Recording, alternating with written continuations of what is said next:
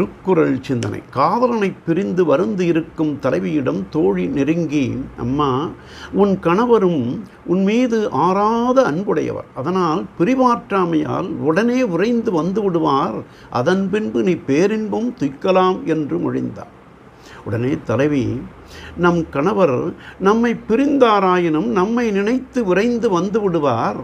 அதன் பின்பு இன்புற்று வாழலாம் என்னும் பெருமிதம் தாம் காதலிக்கும் கணவரால் காதலிக்கப்பெறும் மகளிர்க்கே அமைவதால் என் கணவர்க்கு என் மீது அன்பும் பாசமும் இல்லாமையால் அப்பெருமிதம் எனக்கு வாய்க்குமோ வாய்க்காதோ என்று அஞ்சித் தவிக்கின்றேன் என்று மொழிந்தாள் என்று தெய்வப்புலவர் தனிப்படர் மிகுதி அதிகாரத்தில் வீழுனர் வீழப்படுவார்க்கு அமையுமே வாழுணம் என்னும் செருக்கு என்றார். நாளையும் சிந்திப்போம்.